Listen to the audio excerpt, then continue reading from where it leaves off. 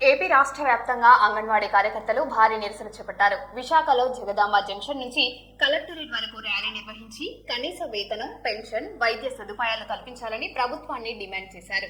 Collectorate వద్ద భారీగా పోలీసులు మోహరించగా నల్ల చీరలతో నిరసన తెలిపిన అంగన్వాడీలు రాష్ట్ర వ్యాప్తంగా ధర్నాలో పాల్గొన్నారు.